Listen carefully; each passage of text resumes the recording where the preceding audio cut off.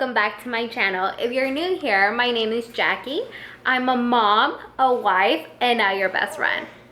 Okay guys, so today we are going to be showing y'all how we make green spaghetti, Sopa Verde. So stay tuned. Hey guys, so we're gonna start off by boiling our pasta. I'm using fettuccine, but usually traditionally it's made with spaghetti, hence the green spaghetti. But your girl likes her noodles thick.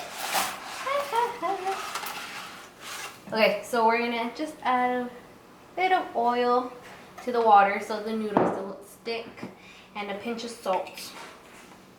You know the dealio. Okay guys, so now I got here 6, I wanted to call it chiles serranos, but it's not chiles serranos. It's Poblano peppers. And you're gonna wanna be heating your comal. If you don't have a comal, then just use a dark pan, because I didn't always have a comal and that's what I used. So you're gonna wanna keep these on here until the skin is blistering. Okay, that's not what you wanna hear when you're cooking food, but you wanna do it till the skin is blistering, until it's charcoal, it's black. Okay, and do not skip this process. Yes, it's the habit, and use your tongs if you don't wanna get your hands burnt, but that's what deepens the flavor. So the way I turn them is I just grab them by the stems and look, see, that's what you want. You want the skin to be charcoal. You want it to be blistering. Look, that's what you want. You're gonna be like, ew, I don't want that in the sauce, but trust me, that's what gives it that charcoal, that good deep flavor. And once these are all done charcoaling, right, you're gonna take off the skin actually and de-seed it. So you're not actually gonna have all the blistered charcoal skin. So you're gonna be removing it. So don't worry, girl, it ain't going in the blender like that. So now you're gonna grab a plastic bag. I use the plastic bag that I get them in at the store, right? Once they're like this, all blistered, our charcoal, beautiful, you're gonna grab them and you're gonna stick them back where they came from. You're gonna stick them back in the bag, and you're gonna do this to sweat them out minimum 15 minutes. So it'll be easy to peel, the skin will come right off, no hassle, no fuss. You see that? They're already starting to sweat. You're gonna wanna tie that up, and the skin's eventually gonna start coming off by itself. But you're still gonna have to do some of the work, girl. So don't get too excited when all that skin starts coming off. Okay guys, so it's been about 15 minutes, give or take 5 minutes or so. I got on my gloves because I'm about to perform surgery on these chiles. The gloves are optional. Of course, you don't have to wear them.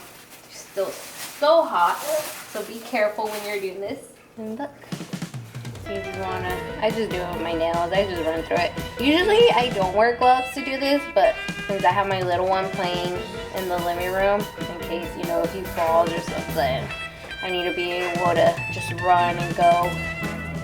Take these off. And you're just gonna peel and peel and peel. You can see all that black charcoal is coming off.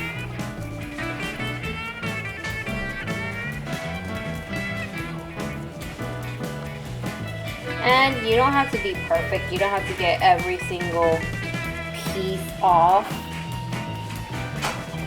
because again, you're gonna blend it.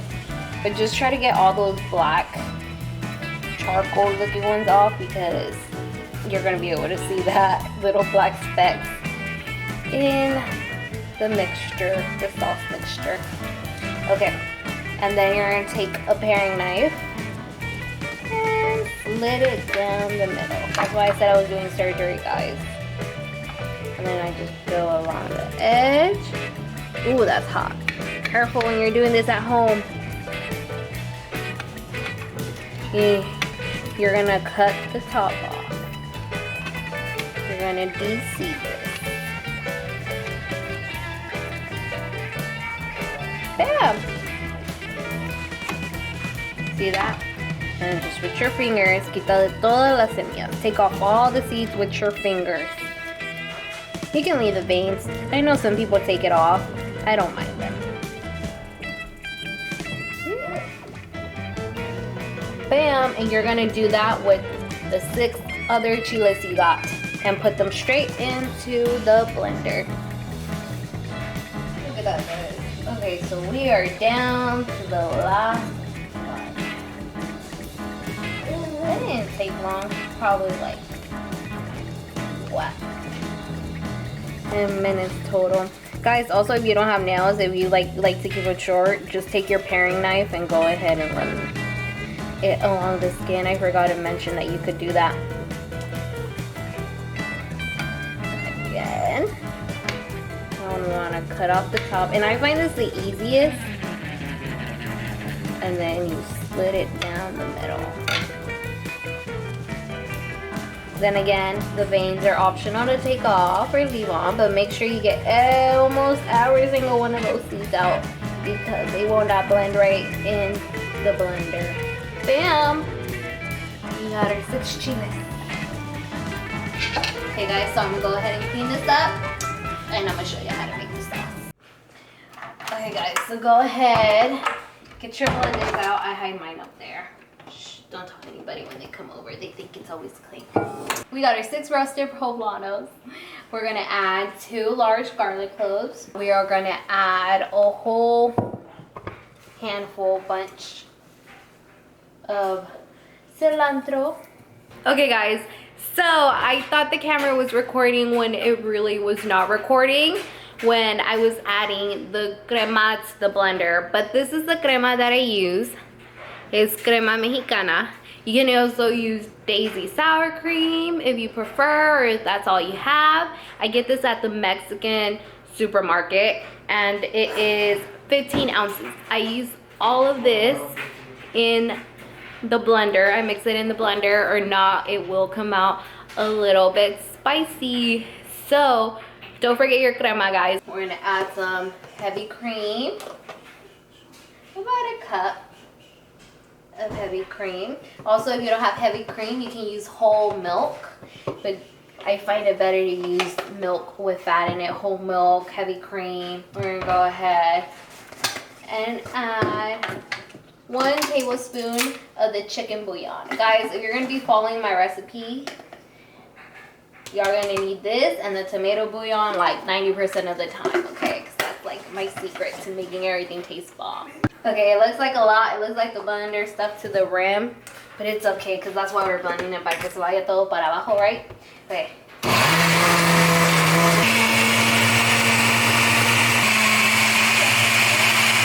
Okay guys, and if it's like this, if it's too much for your blender or your food processor, just grab a spoon and rotate it with your spoon. Go manual, girl.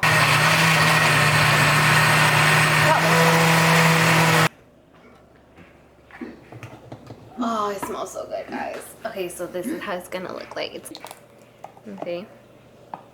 And if this is too thick for y'all, y'all can always be free to add 2 cups of milk or heavy cream instead of 1 cup. But this is how I like it. So now we're gonna go get the noodles. Okay guys, so we got our noodles all nice and cooked, and I just followed the directions for the noodles. And can you guess what we're gonna add? Can you guess it? Can you guess it? 2 spoonfuls of butter. Butter. And I'm gonna mix that butter in. And guys, I have my stove on and it's on low. Low and slow. Okay, so to that, we're gonna go ahead and add our mixture. It has the texture of pesto. It looks like a pesto, but oh, it smells so good. You can smell those chiles. And it does smell like if it's spicy, but it's not. It's just full in you. If you do want to add a kick, I can't because, you know, I'm feeding my 2 babies. But if you do want to add a kick, just add 2 chiles serranos along with it. And bam.